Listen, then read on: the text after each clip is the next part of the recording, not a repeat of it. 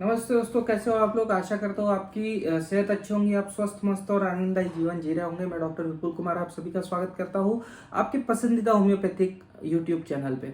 दोस्तों, आज फिर से एक और नई बैचलर मेडिसिन के बारे में बात करेंगे। बहुत ही इंटरेस्टिंग सी मेडिसिन है, खासकर स्टूडेंट्स के लिए हम मेडिसिन अक्सर ये यूज़ करते हैं।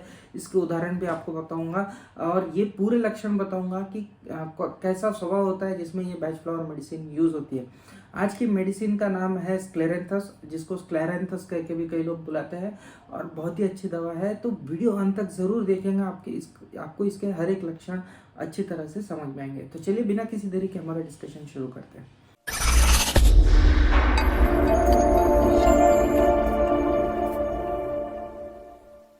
दोस्तों, आगे बढ़ने से पहले आप सभी से अनुरोध रहेगा कि यदि आप मेरे चैनल पे पहली बार आए हैं तो चैनल को सब्सक्राइब करना ना भूले। वीडियो यदि आपको पसंद आए तो लाइक जरूर कीजिएगा। और हाँ, एक प्लेलिस्ट भी बनाई है मैंने बैचलर रेमेडीज के नाम की, वो प्लेलिस्ट देख लीजिए। आपको दूसरी रेमेडीज भी वहाँ देखने को मिल जाएंगी और इंट्रोडक्टरी वीडियोज भी वहाँ देखने को मिल जाएंगे, जो काफ़ी इंपॉर्टेंट है। आप समझ पाओगे कि कौन से डोजेस में देना है, कितने दिन तक देना है और किस तरह से आपको ये दवा रिपीट करनी है। तो चलिए आज की मेडिसिन के बारे में बात करते हैं। आज की जो दवा है वो स्क्लेरेंथस, मैंने कहा कि बहुत ही इंटरेस्टिंग सी मेडिसिन है और हाँ, डेफिनेटली इंटरेस्टिंग सी है। कई लोगों के अंदर हम इसके इंडिकेशन देखने को मिल सकते हैं। तो यदि बात करें कि कैसे स्वभाव के लोग होते हैं, तो संक्षिप्त में कहने का रहा तो ये दो दलीली वाले लोग होते हैं, असंतुलित से होते हैं और इनके मन में अनिश्चय की भावना हमेशा हमें देखने को मिलती है। कीवर्ड्स की यदि हम बात करें तो हर चीज ये पोस्टपोन करते हैं, तो पोस्टपोनिंग हमें देखने को मिलेगा, इनडिसाइसिवनेस देखने को मिलेगा, अनसर्टेनिटी देखने को मिलेगा और थोड़ी बहुत हेजिटेंट भी ये लोग हमें देखने को मिलते हैं। दोस्तों, ये वो मनुष्य होते हैं जो कोई भी काम समय पर नहीं कर पाते। जब भी उनको कोई काम करने के लिए कहो या तो वो कहेंगे बस अभी थोड़ी देर में कर देता हूँ, बस 5 मिनट में कर देता हूँ, लेकिन तुरंत उसी समय उठ के वो काम पूरा करने के लिए कोशिश ये लोग नहीं करते। तो ऐसे स्वभाव के लोग हमें स्क्लेरेंथिस के अंदर देखने को मिलता है। मेरा एक पेशेंट था, कॉलेज में था, टीचर था और कई दिनों से मेरी दवा ले रहा था, लेकिन हर बार जब भी आता था तो मुझे कहता था, डॉक्टर साहब मुझे 15-20 मिनट लेट हो जाएंगे, आप प्लीज़ आपका दवाखाना खुला रखिएगा, मैं आके आपसे दवा लेके जाऊँगा।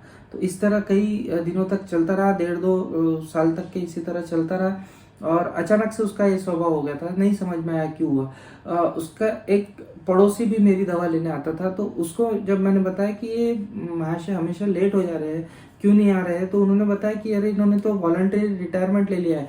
ये भी इसीलिए लिया है क्योंकि ये स्कूल कॉलेज जो था उनका वहाँ पे लेट पहुँचते थे और इसीलिए इन्होंने वहाँ से वॉलंटरी रिटायरमेंट ले लिया। अभी तो घर पे रहते हैं, अभी तो आना चाहिए इन्होंने। तो तब भी, हालांकि रिटायरमेंट लेने को 6-7 महीने हो गए थे, लेकिन तब भी वो समय पे मेरे दवाखाने में नहीं आ पाते थे, क्लिनिक नहीं पहुंच पाते थे। हमेशा 15-20 मिनट उन्हें लेट हो जाता था और यही लेट लतीफ़ी की आदत हमें स्क्लेरेंथिस के अंदर देखने को मिलती है। और स्क्लेरेंथिस का मरीज हमेशा कोई भी जगह पे लेट ही पहुंचता है, किसी भी बात का निर्णय नहीं ले सकता है। या ऐसा समझो कि ये जो मनुष्य होते हैं वो ऐसे होते हैं जो हर निर्णय लेने के लिए टालम टोल करते रहते हैं। तो ये स्वभाव हमें स्क्लेरेंथिस के अंदर देखने को मिलता है।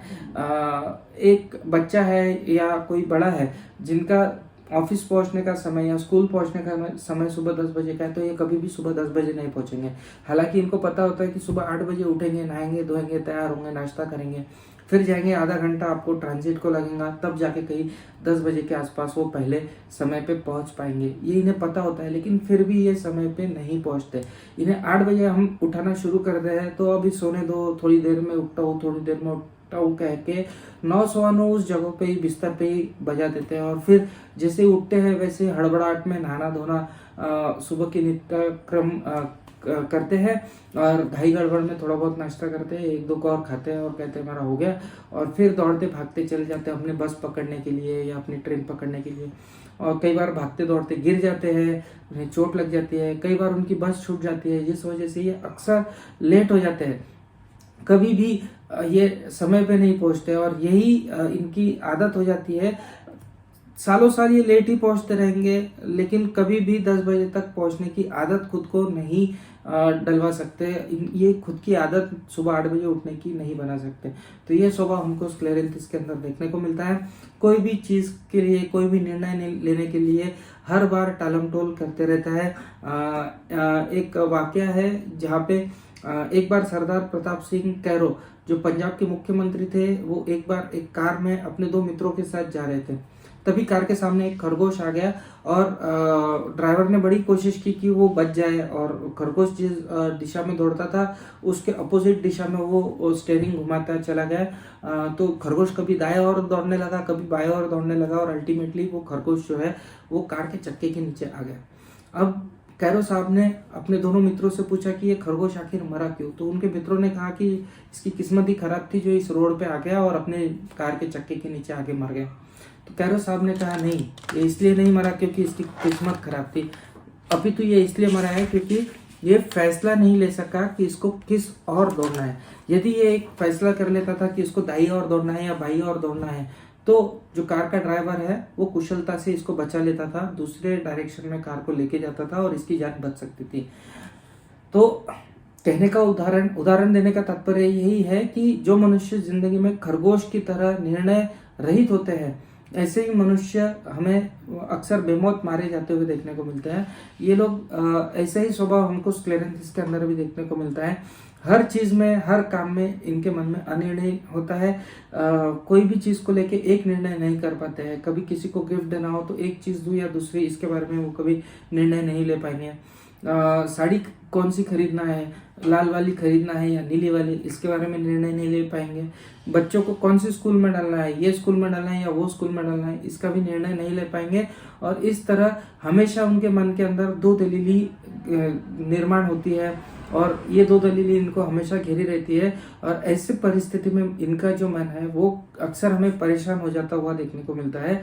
और जो मन का स्वभाव है वो भी दो अवस्थाओं में हमें अक्सर पड़ा हुआ देखने को मिलता है। कभी इन्हें खुशी महसूस होती है, कभी उदासी महसूस होती है, कभी इनको हंसी आती है, कभी रोना आता है, कभी इनके मन में आशा की किरण जागती है, तो कभी पूरा मन निराशा की अंधकार में डूब जाता है। तो इस तरह का स्वभाव हमें देखने को मिलता है। कोई भी काम यदि करना हो तो उस काम को मन लगाकर ये लोग नहीं कर पाते। एक मन लगा के ये काम बिल्कुल नहीं कर पाते, क्योंकि उनका मन जो है वो हर वक्त बदलते रहता है। कभी काम शुरू कर देंगे लेकिन फिर लगेंगे अरे ये काम करने का फायदा नहीं है, हमें दूसरा और कुछ काम करना चाहिए। तो इस तरह मन स्थिर ना रहने की वजह से हर बार जो है मन की स्थिरता बदलते रहने की वजह से कोई काम भी ये लोग ठीक से नहीं कर पाते हैं। तो ये लोग जब भी चलते हैं तो इनकी चाल भी सीधी नहीं रहती है। बात करते करते बात का जो आधार है, जो टॉपिक है, वही अक्सर चेंज कर देता है। अच्छी खासी टॉपिक पे बात चल रही होती है तो अचानक से वो टॉपिक ही चेंज कर डालते हैं। तो इस तरह का स्वभाव हमें देखने को मिलता है। ऐसे लोग होते हैं जो यदि बीमार भी गिरते हैं तो बीमारी के भी जो लक्षण है हमें अक्सर बदलते हुए ऐसे लोगों के अंदर देखने को मिलते हैं। जैसे शरीर का जो तापमान है, यदि बुखार आया है तो बहुत ही तेज तापमान आ जाएगा और तुरंत से तापमान उतर जाता है और एकदम आंग ठंडा हो जाता है, शरीर ठंडा हो जाता है। तो इस तरह के लक्षण चेंज हमें देखने को मिलते हैं। कभी जोड़ों का दर्द जो होता है, कभी एक अंग में होगा तो कभी दूसरे अंग में हमें दर्द देखने को मिलता है। कभी निचले हिस्से में दर्द देखने को मिलता है शरीर के, तो कभी शरीर के ऊपरी हिस्से में दर्द हमें देखने को मिलता है। तो इस तरह से हमें इनके लक्षण भी जो है वो भी चेंज होते हुए अक्सर देखने को मिलता है। सूजन रहेंगी, सूजन भी कभी एक अंग में आएंगी तो कभी दूसरे अंग के अंदर हमें सूजन आती हुई देखने को मिलती है। और अक्सर ये लोग वो होते हैं जो रास्ता ठीक तरह से नहीं क्रॉस कर पाते हैं। यदि कोई गाड़ी पास में आ जाती है तो आगे पीछे भाग के अक्सर इनका एक्सीडेंट भी हमें होता हुआ देखने को मिलता है। दुर्घटना का शिकार ये लोग इस तरह से अक्सर हमें होते हुए देखने को मिलते हैं। ऐसे मनुष्य अपने घर पर या अपने साथ संबंधियों के बीच में भी ऐसे मनुष्य का कोई आदर हमें होता हुआ देखने को नहीं मिलता, क्योंकि इनकी बात को कोई भी सीरियसली नहीं लेता है। इनके किसी भी निर्णय पे किसी को भी यकीन नहीं होता है। तो ऐसे मनुष्य को अक्सर हल्के में लेने की कोशिश लोग करते हैं। स्क्लेरेंथस आम बीमारियों के लिए भी बहुत अच्छी तरह से काम आती है। मसलन एक उदाहरण के तौर पे यदि एक स्टूडेंट की बात करते हैं जिसको सब आता है, जिसने अच्छे से प्रिपेयर किया है, उसको पता है कि उसको सब आता है, और जब वो एग्जाम देने बैठता है और पर्चा उसके हाथ में आता है और उसको हल करने के लिए बैठता है तो उसको कुछ याद नहीं आता है, वो सब कुछ भूल जाता है। पर्चा हल करके जब बाहर निकलता है तो फिर से उसको सारे जवाब याद आ जाते हैं।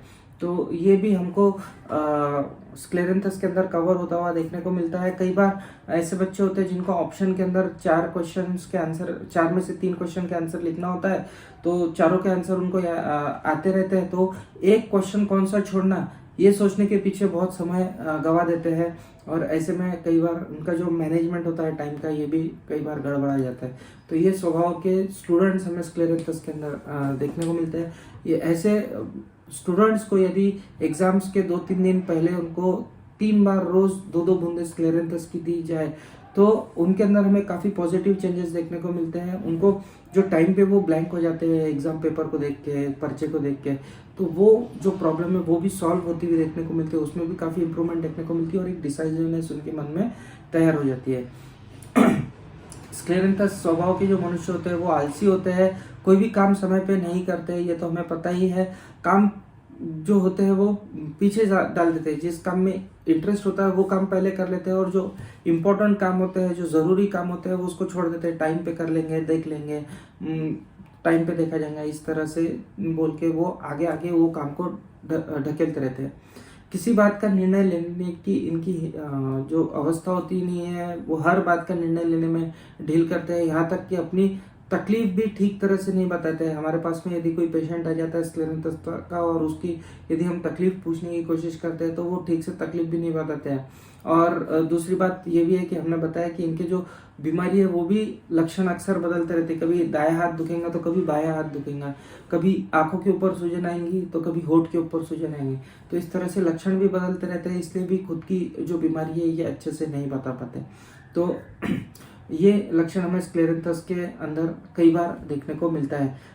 हर वक्त ये लोग घबराए हुए देखने को मिलते हैं। सिर में चक्कर आने की शिकायत भी इनके अंदर हमें अक्सर देखने को मिलती है। यदि किसी लड़की की माहवारी समय पे शुरू नहीं होती है तो भी ये दवा हम दे सकते हैं। कई बार माहवारी योनि से निकलने की बजाय कभी मुंह से कभी नाक से निकलना शुरू हो जाती है, तो भी बहुत अच्छे रिजल्ट हमें देखने को मिलते हैं। स्क्लेरेंथस के अंदर अपोजिट सिम्टम्स कुछ कुछ इग्नेशिया की तरह ही देखने को मिलते हैं। जैसे कि प्यास लगती है लेकिन पानी पीने से घृणा होती है। भूख लगती है लेकिन खाना खाने से घृणा होती है रोगी को। तो ये लक्षण हमें अक्सर देखने को मिलते हैं। आशा करता हूँ यह स्वभाव आपको ध्यान में आऊंगा। इस स्वभाव के मनुष्य को यदि हम स्क्लेरेंथस या दवा देते हैं तो उनके अंदर पॉजिटिव चेंजेस हमें देखने को मिलते हैं। ये लोग निर्णय लेने में देरी नहीं करेंगे, पॉजिटिवली और डेफिनेटिवली अपना निर्णय ले लेंगे। अपने निर्णय पे इनको विश्वास होगा और ये बदलेंगे नहीं, अपना निर्णय बीच रास्ते में जाके नहीं बदलेंगे। मन की और तन की स्थिरता ऐसे मनुष्यों के अंदर स्क्लेरेंथस देने से हमें आती हुई देखने को मिलती है। तो ये थी आज की बैचलर ऑफ मेडिसिन स्क्लेरेंथस। आशा करता हूँ ये स्वभाव के लोग आपको दिखते होंगे। आप ज़रूर ये मेडिसिन ट्राई कीजिए। आपको ये दवा की जानकारी कैसे लगी मुझे कमेंट सेक्शन में ज़रूर बताइएगा। यदि आपको वीडियो अच्छा लगा है तो इसे लाइक करना ना भूलिए, शेयर करना ना भूलिए। ज़्यादा से ज़्यादा लोगों तक हमें बैचलर ऑफ मेडिसिन की पॉजिटिविटी, इनकी अच्छाइयाँ पहुँचाना है। तो प्लीज़ आपके सहयोग की आशा रहेंगी। मिलते हैं अगले वीडियो में इसी तरह का कोई इंटरेस्टिंग सा टॉपिक लेके आपके सामने फिर से हाजिर रहूँगा। तब तक के लिए आप सभी की इजाज़त चाहूँगा। जय हिंद, जय भारत।